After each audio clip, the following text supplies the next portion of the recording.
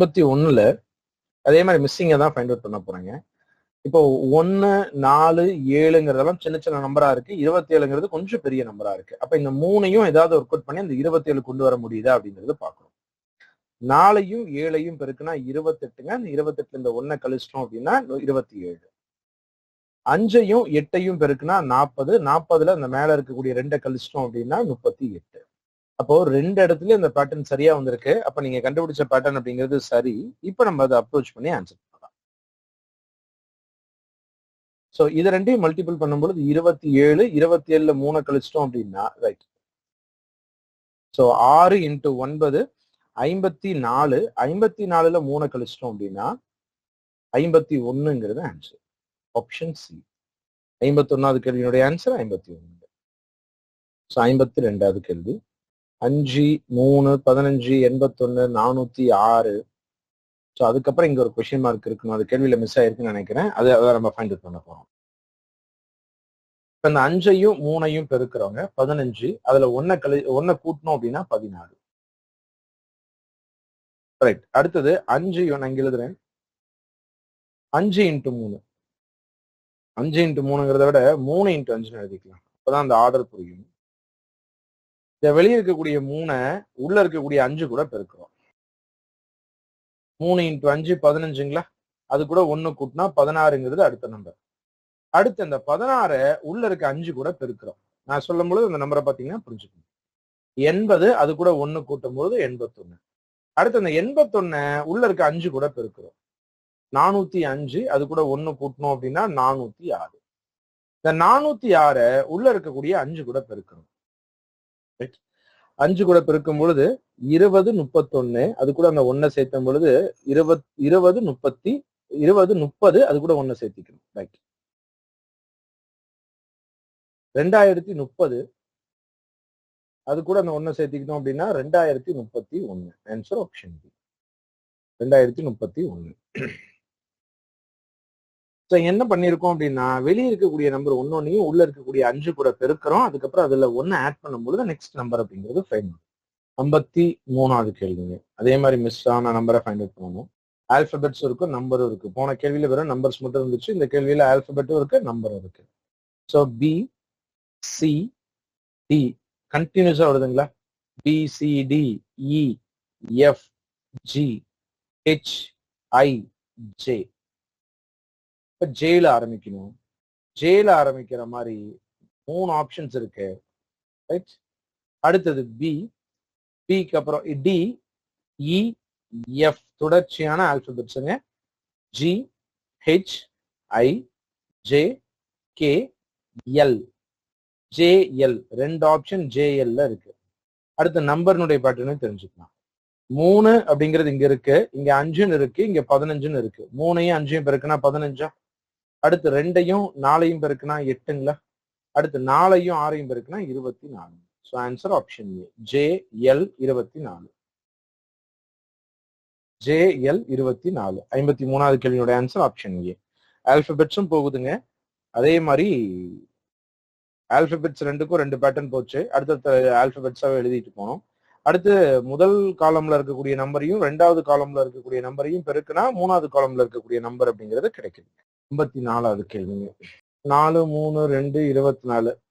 4ஐயும் 3ஐயும் பெருக்குனா 12, 12 2ஐயும் பெருக்குனா 24. இது எல்லாத்தையும் மல்டிபிள் பண்ணி எழுதுறோம். 4 × 3 × 2 24. இதெல்லாம் பெருக்கி எழுதுறோம். -2 × 2 × -1 4. இதெல்லாம் பெருக்கணும் அப்படின்னா 0 × 6 × 5 0. 0 கூட எந்த நம்பர் பெருக்கினாலும் 0 தான். Answer option B. நம்ம பார்த்துட்டு இருக்கிறதெல்லாம் மிஸ்ஸிங் கேரக்டர் அப்படிங்கிற ஒரு கான்செப்டுங்க.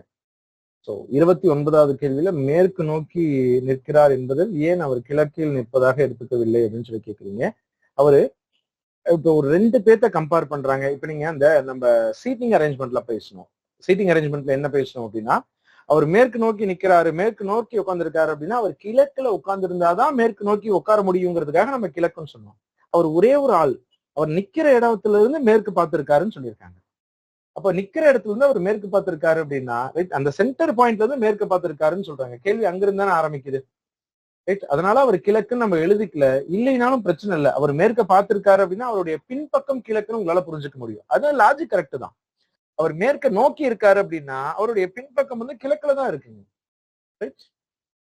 புரிஞ்சுக்க முடியுதுங்களா? ரைட். அடுத்தது 55வது கேள்வி. மிரர் இமேஜ் அப்படிங்கிற ஒரு கான்செப்ட்ங்க. மிரர் இமேஜ் அப்படிங்கிற ஒரு கான்செப்ட். 55வது கேள்விக்கு ஆன்சர் ட்ரை பண்ணுவோமா? மிரர் இமேஜ் அப்படிங்கிறது என்னன்னா, கண்ணாடியில இந்த இந்த ஒரு உருவத்தை கண்ணாடியில காமிச்சா எப்படி தெரியும் அப்படிங்கிறது கேள்வி. கண்ணாடியில காமிக்க பொழுதுங்க வலது இடது மாறி காமிக்குங்க. இப்ப இங்க இருக்கக்கூடிய பாக்ஸ் அப்படியே இங்க பிரசன்ட் ஆகும். இப்படி இப்படி இந்த பாக்ஸ் எங்க இருக்குங்க? இங்க இருக்கு. இங்க இருக்கா? இது ரெண்டுலயும் இல்ல. அப்போ ஏவும் சியும் தவறா? அடுத்தது இந்த லைன், இந்த எக்ஸ் பார்ப்போம். இந்த எக்ஸ்ங்கிறது இங்க இருக்கு. அப்ப ஆன்சர் ஆப்ஷன் டி. 55வது கேள்வியினுடைய answer option D, mirror image. கண்ணாடியில எப்படி தெரியும் அப்படின்னா இந்த உருவம் ஆப்ஷன் டில எப்படி தெரியுதோ அதே மாதிரி தெரியுங்க. திரும்பவும் இந்த ஸ்லோவா சொல்லுங்கிற ஒரு கமெண்ட் வருதுங்க. ஆனா நிஜமாலுமே வேகமா போலான்னு நினைக்கிறேங்க. ரைட். இதெல்லாம் இந்த ஒரு லைன்லயே முடிஞ்சு போச்சுங்க. இதுல நான் பெருசா சொல்ற அளவுக்கான விஷயம் கிடையாது. நான் இருந்தும் நம்பரை மென்ஷன் பண்ணி தான் சொல்லியிருக்கேன். 0வையும் 6ஐயும் 5ஐயும் பெருக்குனா 0ங்கிறது. மேபி நீங்க காப்பி பண்ண டைம் கேட்குறீங்களாங்கிறது தெரியல. கேள்வி எழுதி காப்பி பண்ண வேண்டாம். இதெல்லாம் நீங்க முன்னாடியே எழுதி வச்சிருக்கலாம். ரைட். அதுக்காக தான் நம்ம பிடிஎஃப் முன்னாடியே சென்ட் பண்றது. நீங்க பிரிண்ட் அவுட் போட்டு வச்சிருக்கீங்க அப்படின்னாலும் அதுலயே நீங்க எழுதிக்கிட்டே வரலாம். சரிங்களா? இதை எழுதி எழுதி நீங்க காப்பி பண்ண வேண்டாம். அது நேரம் ரொம்ப வேஸ்ட் ஆகும். ரைட். அதனாலதான் நீங்க கேட்கக்கூடிய ஸ்லோவா சொல்லுங்க அப்படிங்கறத என்னால எப்படி புரிஞ்சுக்க முடியுதுன்னா, நான் ஸ்லோவா தான் சொல்லிட்டு இருக்கேன். ஒருவேளை எழுத நேரம் பத்தலன்னு சொல்றீங்கன்னு நினைக்கிறேன். கரெக்டா? 55வது கேள்வி பொறுத்த வரைக்கும்ங்க லெஃப்ட் ரைட் மாத்தி சொல்லணும். லெஃப்ட் ரைட் மாறுனுச்சு அப்படின்னா ஆப்ஷன் டில எப்படி இருக்குமோ அதே மாதிரி தெரியும். ரைட். பேப்பரை பின்னாடி பக்கம் பார்த்து கண்டுபிடிக்கலாங்க. ரைட். மிரர் இமேஜ் அப்படிங்கிறது என்னன்னா, இதே உருவத்தை உங்க பேப்பர்ல நீங்க கொஸ்டின் பேப்பர்ல இருக்கு அப்படின்னா அதை பின்பக்கம் திருப்பி பார்த்து என்ன மாதிரி தெரியுதோ அதுதான் வந்து பாத்தீங்க அப்படின்னா மிரர் இமேஜாக இருக்கும். ரைட். அடுத்தது 56வது கேள்வி. 56வது கேள்வியில இந்த மிரர் அப்படிங்கிறது இங்க வச்சிருக்காங்க. இப்போ 55வது கேள்வியில மிரர் எங்க இருக்குன்னே சொல்லலைங்க. கண்ணாடி பிம்பம் மட்டும் கேள்வி கேட்டிருக்காங்க. மிரர் எங்க இருக்குன்னே சொல்லல அப்படின்னா கண்டிப்பா மிரர் வந்து இந்த இடத்துலதான் இருக்குங்க. ரைட் சைட்ல மட்டும்தான் இருக்கு. இங்கதான் இருக்கு. அப்போ அந்த இமேஜ் இங்க இருக்கிறத நம்ம ஃபைண்ட் அவுட் பண்ண போறோம். இப்ப மிரர் எங்க இருக்குன்னே சொல்லாம அந்த கேள்வி இருந்திருக்கு. 56வது கேள்வியில மிரர் எங்க இருக்குன்னு சொல்லி இருக்காங்க. இந்த இடத்துல மிரர் இருக்கு அப்படின்னு சொல்லியிருக்காங்க. இந்த இடத்துல மிரர் இருக்கு அப்படின்னா இங்க அந்த ரிஃப்ளெக்ஷன் இருக்குங்க. இதை நம்ம ஃபைண்ட் அவுட் பண்ணணும். இப்போ நீங்க எப்படி செக் பண்ணணும் அப்படின்னா ஒவ்வொரு பார்ட்டா கவனிங்க. நீங்க மொத்த டயக்ராமும் அப்படியே மிரர்ல எப்படி தெரியணும், வாட்டர்ல எப்படி தெரியணுங்கிறதெல்லாம் எடுத்து செக் பண்ண வேண்டாம். ஒவ்வொரு பார்ட்டா கவனிங்க. ரைட். நான் இந்த முக்கோணத்தை இங்க உள்ள வரைகிறேன். ரைட். புரியறதுக்காக நான் வரைஞ்சு காமிக்கிறேன். நீங்க வரைஞ்செல்லாம் ஆன்சர் பண்ணணுங்கிற அவசியம் கிடையாது. ரைட். அடுத்தது இந்த பக்கத்துல இந்த இந்த சர்க்கிள் இருக்கா, அதே மாதிரியான சர்க்கிள் இங்க இருக்குங்க. அடுத்தது உள் பக்கம் ஷேட் ஆயிருக்கா, அதே மாதிரி இங்க உள் பக்கம் ஷேட் ஆயிருக்குங்க. அப்படி எந்த ஆப்ஷன்ல இருக்குன்னு பாக்கலாமாங்க? உள் பக்கம் ஷேடான மாதிரி சர்க்கிள் இருக்கா, உள் பக்கம் ஷேடான மாதிரி சர்க்கிள் இருக்கு. இங்க வெளி பக்கம் ஷேடா இருக்கனால தப்பு, இங்க வெளி பக்கம் ஷேடா இருக்கனால தப்பு. புரிஞ்சுக்க முடியுதா? இப்படி ஒவ்வொரு இடமா கவனிச்சீங்கன்னா தான் அதுல இருக்கக்கூடிய மைன்யூட்டான விஷயத்த தெரிஞ்சுக்க முடியுங்க. ரைட். அடுத்தது இந்த முக்கோணத்தை நான் டிரா பண்றேன். இந்த முக்கோணம் இங்க இருக்குங்க. ஆப்ஷன் ஏலையும் அதே மாதிரி முக்கோணம் தான், ஆப்ஷன் பிலையும் அதே மாதிரி முக்கோணம் தான். அடுத்து அந்த நடுவில் இருக்கக்கூடிய ஏரோ மார்க்கை வச்சு மட்டும்தான் நம்ம ஆன்சர் பண்ண போறோம். இப்படி இருக்கக்கூடிய ஏரோ மார்க்கு நான் இங்கேயே டிரா பண்றேன். இப்படி இருக்குங்க. அப்ப இப்படி இருந்துச்சுன்னா இங்க இப்படி இருக்கும். ரைட். அப்ப ஆன்சர் ஆப்ஷன் ஏங்க. இப்படி தலைகீழ கமந்து போகாதுங்க. லெஃப்ட் பக்கம் ரைட், லெஃப்ட் பக்கம் சாஞ்சது ரைட் பக்கம் சாஞ்ச மாதிரி, ரைட் மாத்தி சொல்லிட்டேன். ரைட் பக்கம் சாஞ்சது லெஃப்ட் பக்கம் சாஞ்ச மாதிரி இருக்குமே தவிர தலைகீழ மாறாது. அப்ப ஆன்சர் ஆப்ஷன் ஏங்க. 56வது கேள்வி. புரிஞ்சுக்க முடியுதுங்களா? ரைட். இந்த ஷேடான பொசிஷன் எங்க இருக்கு, ஏரோ மார்க் எங்க இருக்குங்கிறதெல்லாம் ப்ராப்பரா கவனிக்கணுங்க. மிஸ் பண்ணிடுவோம். இப்ப நீங்க ஆப்ஷன் பி விட்டுட்டீங்க அப்படின்னா ஏரோ மார்க்கை மட்டும் பாத்தீங்க அப்படின்னா ஆப்ஷன் ஏவையோ சிஐயோ சூஸ் பண்ணிடுவோம். ஏரோ மார்க்கை விட்டுட்டு நம்ம பார்த்தோம் அப்படின்னா ஏவோ சி ஒரே மாதிரி இருக்கேன்னு சொல்லுவோம். ஆனா இந்த சர்க்கிள் ஷேட் எங்க இருக்கு எங்க இல்ல அப்படிங்கறத ரொம்ப தெளிவா கவனிச்சாதான் அதுல இருக்கக்கூடிய விஷயத்த புரிஞ்சுக்க முடியும். 57வது கேள்வி. கண்ணாடியில் பார்க்கும் பொழுது ஒரு கடிகாரம் 8:30 காட்டுகிறது. சரியான நேரம் என்ன? இப்ப நம்ம இந்த கேள்வி லெஃப்ட் ரைட் மாறுதுன்னு சொன்னோம் இல்லைங்களா பொம்மையில. அந்த மாதிரி கடிகாரத்துல கேள்வி கேட்கிறாங்க அப்படின்னா சரியான நேரமும் கடிகாரத்தினுடைய நேரமும் கேள்வி கேட்கிறாங்க அப்படின்னா ஒரு நேரம் கொடுத்து இன்னொரு நேரம் கேட்கறாங்க அப்படின்னா அதை 24 ஹவர்ஸ்ல மைனஸ் பண்ணா இன்னொன்னு கிடைச்சிடும். சரியான நேரத்தை கொடுத்துட்டு கடிகாரத்துல என்ன தெரியும்னு கேட்கும் பொழுது கொடுத்துருக்க நேரத்தை 24 ஹவர்ஸ்ல மைனஸ் பண்ணோம் அப்படின்னா கடிகாரத்துல என்ன தெரியும், சாரி கண்ணாடியில என்ன தெரியுங்கிறது தெரியுங்க. ஒருவேளை கண்ணாடியில தெரியறதை கொடுத்துட்டு சரியான நேரம் என்னன்னு கேட்கும் பொழுது அதையும் 24 ஹவர்ஸ்ல மைனஸ் பண்ணா போதும். இந்த 24 ஹவர்ஸ் நான் எப்படி எழுதிக்கிறேன் அப்படின்னா 23 ஹவர்ஸ் 60 மினிட்ஸ் அப்படின்னு எழுதிக்கிறேன். இப்ப அதுல 8:30 கழிக்கிறேன். ஒரு 30 நிமிஷம் 15:30ங்கிற டைம் நம்ம கிட்ட கிடையாது. ஸோ கடிகாரத்திலே பார்க்க முடியாத நேரம் அது. இந்த மாதிரி ரயில்வே டைமா வரும்பொழுது மட்டும் 12 ஹவர்ஸ்ல மைனஸ் பண்ணலாம். ஸோ 12 ஹவர்ஸ்ல மைனஸ் பண்ணோம் அப்படின்னா 3:30 அப்படிங்கிறது ஆன்சர். ஆப்ஷன் பி 3:30 அப்படிங்கிறது இதனுடைய ஆன்சர். 57வது கேள்விங்க. இல்ல 3:30ங்க. 8:30 அப்படிங்கிறது நீங்க வரைஞ்சு பார்த்து போட்டீங்க அப்படின்னா ஒருவேளை அதை மிஸ்டேக் பண்ணிடுவாங்க. இது வரைஞ்சு பார்த்துலாம் போட வேண்டாம். நம்ம கரெக்டாவே அந்த 8:30ங்கிறது சரியா வரைஞ்சிருக்க மாட்டோம். 30 நிமிஷம் ஆகும்பொழுது நம்ம 8கிட்டே வரைஞ்சு பார்த்துருவோம். 8கிட்ட வரையக்கூடாது, 8 தாண்டி போகணும் இல்லைங்களா. கரெக்டா 8 மணி ஆகும்பொழுது தானே சின்ன முள் 8கிட்ட இருக்கும். 8:30 மணி ஆகும்பொழுது 9 நோக்கி போயிருக்கும் இல்லைங்களா. அதை நம்ம மிஸ் பண்ணிட்டு வெறும் கரெக்டா 8கிட்டே வரைஞ்சிருவோம். அதே மாதிரி இதை 4:30ன்னு சொல்லிடுவோம். அது தவறுங்க. அது 3:30ங்க.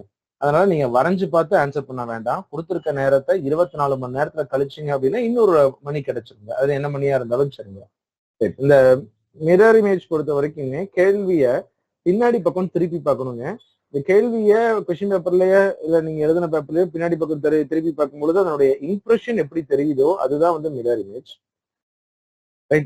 கேள்வி பின்னாடி எப்படி தெரியுதோ அந்த மாதிரியான ஆப்ஷன் முன்னாடி எப்படி இருக்குங்கிறத வச்சு சொன்னாலும் சரிங்க. இல்ல கேள்வியே ஆப்ஷன்ல எப்படி தெரியுதுங்கிறத வச்சு சொன்னாலும் சரி, ரெண்டும் ஒண்ணுதான். ஆனா ரொம்ப பெருசா அந்த அளவுக்கு, ஏன்னா இந்த இதெல்லாமே அந்த அளவுக்கு நம்ம போட முடியாதுங்க. இப்ப இந்த கேள்வி எல்லாமே வந்துட்டு பின்னாடி பக்கம் திருப்பி பார்க்கறது அப்படிங்கிற ஒரு வார்த்தையை யூஸ் பண்ற இடத்துல பார்க்கலாமே தவிர டயக்ராம் மெட்ரிக்கா பார்க்கும் பொழுது அந்த ஒரு புரிதலோட நீங்க அப்ரோச் பண்ணீங்கன்னா இன்னும் கொஞ்சம் ஈஸியா இருக்கும். ஏன்னா இந்த டயக்ராம் ஒவ்வொரு இடத்தையும் நம்ம கவனிக்கணும். பின்னாடி திருப்பி பார்த்தோம் அப்படின்னா கவனிக்கிறத மிஸ் பண்ணிடுவோம். இங்க ரொம்ப சிம்பிளா என்ன சொல்லலாம் அப்படின்னா, இப்ப இந்த இடம் எவ்வளவு தொலைவுல இருக்கும் கண்ணாடியில இருந்து அவ்வளவு தொலைவுல அதனுடைய உருவம் வருங்க. அதை வச்சு நம்ம செக் பண்ணிக்கலாம். பின்னாடி திருப்பி பார்த்து எழுதுறது சரிதாங்க. ஆனா இப்ப இந்த கேள்வி எல்லாம் பின்னாடி திருப்பவே முடியாது இல்லைங்களா. கடிகாரத்தை 8:30 நீங்க வரைஞ்சு பார்த்து பின்னாடி திருப்ப வேண்டாம். நான் அதுதான் முதல்லயே சொன்னேன். 8:30ங்கிறதே நம்ம சரியா வரையாம விட்டுருவோம். இன்னொரு வாட்டி சொல்லுங்க. ரொம்ப சிம்பிளுங்க. கடிகாரத்துல ஒரு நேரம் தெரியுது. அதை கண்ணாடியில காமிக்கும் பொழுது எப்படி தெரியும் அப்படின்னா லெஃப்ட் ரைட் மாறி காமிக்கும். அதுக்காக என்ன பண்ணணும் அப்படின்னா கொடுத்திருக்க நேரத்தை 24 மணி நேரத்துல கழிச்சோம் அப்படின்னா அந்த நேரம் கிடைக்கும். கண்ணாடியில தெரியிற நேரம் கிடைக்கும். ஒருவேளை கேள்வியில கண்ணாடியில தெரியிற நேரத்தை கொடுத்துட்டு ஒரிஜினலா என்ன நேரம் இருக்குன்னு கேட்டா அதே ஸ்டெப் தான் பண்றோம். 24 மணி நேரத்துல கழிக்கிறோம். இந்த 24 மணி நேரத்தை நான் எப்படி பிரிச்சுக்கிறேன் அப்படின்னா 23 மணி நேரம் 60 நிமிஷம் பிரிச்சுக்கிறேன். ஏன்னா அந்த நிமிஷத்தை கேள்வியில கழிக்கணுங்கிறதுக்காக. அப்படி கழிக்கும் பொழுது நமக்கு ரயில்வே டைமா வந்துச்சு அப்படின்னா மட்டும் நீங்க 12 ஹவர்ஸ்ல மைனஸ் பண்ணா போதுங்க. ரயில்வே டைமா வந்தா மட்டும் 12 ஹவர்ஸ்ல மைனஸ் பண்ணி சொன்னா போதும். 57வது கேள்வி இன்னொரு முறை நிறைய முறை கேட்டிருக்கீங்க. இன்னொரு முறை சொல்லியிருக்கேன். இப்ப புரிஞ்சிருக்கும்னு நினைக்கிறேங்க. அடுத்த கேள்வி போலாமா? 58வது கேள்வி. ஒரு கடிகார கண்ணாடியில் பார்க்கும் பொழுது 3 மணி ஆக 15 நிமிடங்கள் உள்ளது என காட்டுகிறது எனில் கடிகாரத்தின் சரியான நேரம் என்ன? 2:45 அப்படிங்கிறது கேள்வியில சொல்லியிருக்கக்கூடிய நேரம். கேள்வியில சொல்லியிருக்க நேரம் வந்து பாத்தீங்க அப்படின்னா 2:45 ரொம்ப முக்கியம். 3:15 கமெண்ட் பண்ணவங்க கவனிங்க. சோ அதுக்காக தான் இந்த ஒரு கேள்வி. எங்க கேள்வியில 2:45 2:45 ஒரு நம்பரே கேள்விக்குள்ள கிடையாதுங்க. 3:15 அப்படிங்கிற நம்பர் தான் கேள்விக்குள்ள இருக்கு. இப்ப கேள்வி கொடுத்திருக்க நேரம் வந்து பாத்தீங்க அப்படின்னா 2:45 2:45ங்க. அப்ப கொடுத்திருக்க நம்பர்ல அதை நம்ம மைனஸ் பண்ண போறோம். ஸோ 23 மணி நேரம் 60 நிமிஷத்துல கழிக்கிறோம். ஸோ 15 நிமிஷம் 21 நிமிஷம். 21ங்கிறது ரயில்வே டைமா இருக்கனால 12 மணி நேரத்துல கழிக்கும் பொழுது 9:15ங்கிறது ஆன்சர். ஆப்ஷன் டி 9:15 அப்படிங்கிறது ஆன்சர். 3 ஆக 15 நிமிடம் உள்ளதுன்னு இருக்கு. வெரி குட், கரெக்டுங்க. இப்ப இந்த ஒரு கேள்வி எக்ஸாம்ல புரியல, ரைட்? ஒன்னும் இல்லைங்க, ரொம்ப புரியற கேள்வி நீங்க படிச்சு புரிஞ்சுக்கிற அளவுக்கு தான் இருக்குங்க. ரைட். அடுத்த விஷயம் நான் என்ன சொல்றதுங்கிறது கவனிக்கிறத பாருங்க. ஒரு கடிகாரத்துல பார்க்கும் பொழுது நேரம் 3 மணி ஆக 15 நிமிஷம் இருக்கு. அப்ப என்ன நேரம்? 3 மணி ஆகிறதுக்கு இன்னும் 15 நிமிஷம் இருக்கு அப்படின்னா 2:45 நேரம் ஆகுதா? அது கண்ணாடியில காமிக்கும் பொழுது எப்படி தெரியும்னா 24 மணி நேரத்துல கழிச்சீங்கன்னா எப்படி தெரியுங்கிறது உங்களுக்கு தெரியும். 2.25 அப்படிங்கிறது சரி 2.25 இருந்துதான் 9.25 அப்படிங்கிறது ஆன்சர். சரிங்களா? 9.25 அப்படிங்கிறது ஆன்சர். புரிஞ்சுக்க முடியுதுங்களா? ரொம்ப இம்பார்ட்டன்ட்ங்க, மிஸ்டேக் பண்ணிடக்கூடாது. நம்ம நிறைய முறை நம்ம கிளாஸ்லயே பேசியிருக்கோம். மேக்ஸ் கேள்வி பொறுத்த வரைக்கும் நம்மளுடைய கண்ணு வெறும் நம்பரை மட்டும் தான் தொலைவும். இங்க இருக்கக்கூடிய நம்பர் 3.15 மட்டும்தான். 2.25 ஒரு நம்பரே கிடையாதுங்க. கேர்ஃபுல்லா ஆன்சர் பண்ணுங்க. நெக்ஸ்ட் 59வது கேள்வி. 59வது கேள்வியில ஒரு விளையாட்டு போட்டியில 5 மாணவர்கள் கலந்துக்கிறாங்க. ஒவ்வொருவரும் மற்ற ஒவ்வொருவருடனும் விளையாட வேணும் அப்படின்னா மொத்தம் எத்தனை முறை விளையாட வேண்டும் அப்படிங்கிறது கேள்வி. ஸோ எவ்வளவு கேம்ஸ் அங்க நடக்கணும் அப்படிங்கிறது கேள்வி. ஒரு 5 பேர் எடுத்துக்கலாமா? 5 பேர் 1 2 3 4 5 5 பேர் இருக்காங்க. ஒரு கிரிக்கெட் டோர்னமெண்ட் மாதிரி கூட சொல்லுவாங்க. இப்போ 5 டீம் இருக்கு. ஒவ்வொரு 5 பேருன்னு சொல்லியிருக்காங்க. நான் இதே கேள்வி இன்னும் எக்ஸ்ட்ரா சொல்றேன். 5 டீம் இருக்கு. ஒவ்வொரு டீமும் ஒவ்வொருத்தங்க கூட விளையாடணும் அப்படின்னா எத்தனை மேட்சஸ் நடக்கணுங்க அப்படிங்கிறது கேட்பாங்க. அப்போ ஏங்கிறவரு சரி 1ங்கிறவரு 2வது ஆளுகிட்ட ஒரு முறை விளையாடுவாரு, 1வது ஆளு 3வது ஆளுகிட்ட ஒரு முறை விளையாடுவாரு, 4வது ஆளுகிட்ட ஒரு முறை விளையாடுவாரு, 5வது ஆளு கூட ஒரு முறை விளையாடுவாரு. அப்போ முதல் ஆள் மொத்த 4 பேர்கிட்ட விளையாடுறதுக்கு 4 மேட்ச் தேவையா? அப்புறம் 2வது ஆள் மறுபடியும் முதல் ஆளுகிட்ட விளையாடவே வேண்டாம். ஏன்னா 1 2 விளையாண்டாங்க அப்படின்னா 2 1 விளையாண்டியாச்சு. திரும்ப அவர் கூட ரிப்பீட் பண்ண வேண்டாம். இப்ப 2வது ஆள் 3வது ஆளுகிட்ட, 2வது ஆள் 4வது ஆளுகிட்ட, 2வது ஆள் 5வது ஆளுகிட்ட 3 பேர். அடுத்து 3வது ஆள் 4 5 கிட்ட மட்டும் தான் விளையாடணும். 4வது ஆள் 5 கிட்ட மட்டும் தான் விளையாடணும். இதெல்லாம் கூட்டணும் அப்படின்னா ஆன்சர். சோ 10 அப்படிங்கிறது ஆன்சர். இத இன்னும் ஒரு 10 மேட்ச்னு சொல்லியிருந்தாங்க அப்படின்னா ஒன்னொன்னா கூட்டிகிட்டே போக முடியாது இல்லைங்களா? அதனுடைய format n into n minus 1/2ங்கிறது ஃபார்மேட். என்னுடைய வேல்யூ 5. 5 into 5 minus 1 4/2 10ங்கிறது ஆன்சர். ஏன் -1 பண்றோம்னா -1 ஆகிட்டே வருது இல்லைங்களா? சாரி 4 3 2 1ன்னு குறைஞ்சிக்கிட்டே வருது இல்லைங்களா? அதனாலதான் n into n minus 1. இது உங்களுக்கு நல்லா ஞாபகம் இருக்கும்னு நினைக்கிறேன். ஸ்பெஷல் சீரீஸ் நம்ம கிளாஸ்ல பார்த்துருக்கோம். மோஸ்ட்லி ஸ்பெஷல் சீரீஸ் அப்படிங்கிறது எல்லா பேட்சுக்கும் நம்ம நடத்திட்டோம். ஸ்பெஷல் சீரீஸ்ல கிளாஸ்ல பார்த்துருக்கோம்னு நினைக்கிறேன். கை குலுக்கல்கள் அப்படின்னு ஒரு கான்செப்ட் அதே தான் இங்க இருக்கு. கை குலுக்கல்ங்கிற கான்செப்ட் பதிலா ஒரு டோர்னமெண்ட்ல 5 பேர் விளையாடுறாங்க. 5 பேரும் ஒவ்வொருத்தவங்க கூட விளையாடுறதுக்கு எத்தனை கேம் செட் பண்ணணும், எத்தனை நம்பர் ஆஃப் கேம்ஸ் இருக்கும், எத்தனை நம்பர் ஆஃப் மேட்சஸ் இருக்கும் அப்படிங்கிற மாதிரி கேள்வி கேட்பாங்க. ரெண்டுமே ஒண்ணுதாங்க. 59வது கேள்வியினுடைய கான்செப்ட் புரியுதுங்களா? ரைட். 3 ஆகி 15 நிமிடம் உள்ளது அப்படின்னு சொல்லியிருந்தா 3:15 அப்படின்னு கேட்டிருக்கீங்க. சரிங்க, கரெக்ட். சோ 60வது கேள்விங்க. ஒரு வகுப்பறையில சில நீண்ட இருக்கைகள் உள்ளன. ஒரு இருக்கையில் 4 மாணவர்கள் அமர்ந்தால் 3 இருக்கைகள் காலியாக இருக்கும். எனினும் ஒரு இருக்கையில் 3 மாணவர்கள் அமர்ந்தால் 3 மாணவர்களுக்கு இடம் இல்லை நிற்பதற்கு. எனில் வகுப்பில் உள்ள மொத்தம் எத்தனை மாணவர்கள் உள்ளனர்? கேள்வி என்னன்னாங்க, ஒரு கிளாஸ்ல எவ்வளவு மாணவர்கள் இருக்காங்கன்னு கேள்விங்க. ஆனா எவ்வளவு பெஞ்ச் இருக்குங்கிறது கொடுக்கல. இப்போ ஒரு கிளாஸ்ல இருக்கக்கூடிய மாணவர்களை 4 பேரா உட்கார வச்சுங்க அப்படின்னா எல்லா பசங்களும் உட்கார்ந்துடுறாங்க. 3 பேருக்கு 3 பெஞ்ச் காலியா இருக்குன்னு சொல்லியிருக்காங்க. எல்லா பசங்களும் உட்காந்துட்டாங்க. இன்னும் 3 பெஞ்ச் எக்ஸ்ட்ரா இருக்கு அப்படின்னு சொல்லியிருக்காங்க. ஒருவேளை ஒரு பெஞ்சுக்கு 3 பேரை உட்கார வச்சாங்க அப்படின்னா இன்னும் 3 பேருக்கு உட்காரதுக்கு இடம் இல்லை. எல்லா பெஞ்ச்ல எல்லாரும் உட்காந்து முடிச்சிட்டாங்க. இன்னும் 3 பேர் உட்காரதுக்கு இடம் இல்லாம நிக்கிறாங்க. அப்போ அந்த கிளாஸ்ல மொத்தம் எத்தனை பேர் இருந்திருக்காங்க அப்படிங்கிறது கேள்வி. ரைட். நம்ம மாணவர்களோட எண்ணிக்கை கண்டுபிடிக்க போறோம். அதை நம்ம எக்ஸ்ன்னு எடுத்துக்கலாம். ரைட். மாணவர்களினுடைய எண்ணிக்கை எக்ஸ்ன்னு எடுத்துக்கலாம். இந்த கேள்வியில சொன்னதை நான் அப்படியே ஃப்ரேம் பண்றேன். எக்ஸ் மாணவர்களை பெஞ்சுக்கு 4 பேர் உட்கார வச்சோம் அப்படின்னா எத்தனை பெஞ்ச்ல மொத்தம் உட்கார்ந்தாங்கன்னு தெரிஞ்சிட முடியுமா? ஒரு உதாரணத்துக்கு சொல்றேங்க. 12 பேர் தான் இருக்கிறாங்க ஒரு மாணவர். அந்த கிளாஸ்ல மொத்தம் 12 பேர் தான் இருக்காங்க. ஒரு பெஞ்சுக்கு 4 பேரை உட்கார வச்சாங்க அப்படின்னா அந்த கிளாஸ்ல மொத்தம் 3 பெஞ்ச் இருக்குன்னு சொல்லிட முடியுதா? இந்த கிளாஸ்ல மொத்தம் 3 பெஞ்ச் இருக்குன்னு சொல்ல முடியுது இல்லைங்களா? அந்த ஃபார்மேட்டை தான் எழுதியிருக்கேன். என்ன பண்ணியிருக்கேன் அப்படின்னா எக்ஸ் மாணவர்கள் இருக்காங்க. ஒரு பெஞ்சுக்கு 4 பேரை உட்கார வைக்கிறாங்க அப்படின்னா 4ஆல டிவைட் பண்ணும் பொழுது மாணவர்கள் உட்கார்ந்த பெஞ்சோட எண்ணிக்கை கிடைக்கும். பிளஸ் 3 பெஞ்ச் எக்ஸ்ட்ரா இருக்கு. இதே இப்பயும் பெஞ்சினுடைய எண்ணிக்கை அதே தாங்க. நான் அது கூட என்ன எக்ஸ்பெக்ட் பண்றேன்னா எக்ஸ் மாணவர்களை பெஞ்சுக்கு 3 பேர் உட்கார வச்சாங்க அப்படின்னா 3 பேருக்கு உட்காரத்துக்கு இடம் இல்லை. அப்ப நான் என்ன பண்றேன் அப்படின்னா எல்லா பெஞ்ச்லயும் அந்த எக்ஸ்ல 3 பேர்த்த குறைச்சிட்டேன் அப்படின்னா மொத்த பெஞ்சுகள்ல எல்லாத்தையும் உட்கார வைக்க முடியுது. ரெண்டுக்கும் வித்தியாசம் புரியுதான்னு பாருங்க. திரும்ப ரிப்பீட் பண்றேன். அடுத்து இந்த கான்செப்ட் புரிஞ்சுன்னா டைரக்டாவே எழுத முடியும். டைரக்டா எழுதுறதுக்கே இந்த கான்செப்ட் தெரியணும். என்னன்னா எக்ஸ் மாணவர்கள் இருக்காங்க, ஒரு பெஞ்சுக்கு 4 பேரை உட்கார வச்சாங்க அப்படின்னா 3 பெஞ்ச் மிச்சமா இருக்கு. அதே எண்ணிக்கையில பெஞ்ச் தான் இங்கே இருக்கணும். ஆனா அது சமமா ஆளை உட்காரத்துக்கு ஈக்குவலா இருக்கிற மாதிரி இருக்கு. அப்போ அதுல ஒரு 3 பேர்த்த குறைச்சிடும். ஏன்னா 3 பேருக்கு இடம் இல்ல. 3 பேர்த்த வெளியே அனுப்பிட்டோம் அப்படின்னா அந்த பெஞ்ச்ல எல்லாத்தையும் உட்கார வச்சிட முடியுது இல்ல. அதுதான் x-3 டிவைடட் பை 3 பேரை உட்கார வைக்கிறோங்க. இப்ப எக்ஸ கேன்சல் பண்ணோம் அப்படின்னா நமக்கு எண்ணிக்கை கிடைச்சிருங்க. எக்ஸ் பிளஸ் எல்சிஎம் எடுத்தோம் அப்படின்னா 4 × 3 12/4 ஈக்குவல் டு x-3/3. இந்த 3 இங்க கிராஸ் மல்டிபிள் பண்ணும் பொழுது 3x + 36. இந்த 4 இங்க கிராஸ் மல்டிபிள் பண்ணும் பொழுது 4x - 4 × 3 12. அடுத்து எக்ஸ் ஒரு சைடு நம்பர் ஒரு சைடு கொண்டு போகலாம். 36 மைனஸ் பிளஸ் ஆயிரும் 12 4x - 3x.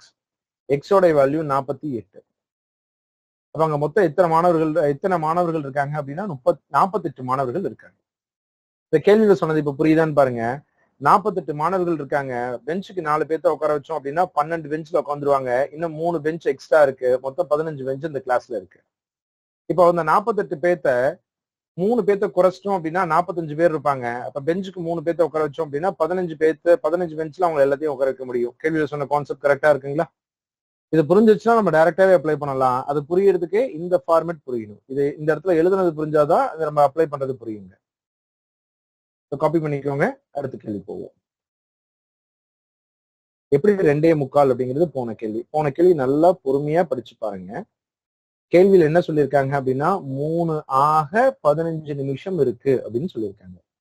3 ஆக 15 நிமிஷம் இன்னும் இருக்கு அப்படின்னா இன்னும் அப்ப மணி 2.25 தானே.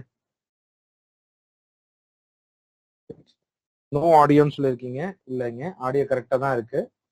மேபி உங்க சைட்ல ஏதாவது டவர் இஷ்யூவாங்கிறது செக் பண்ணுங்க.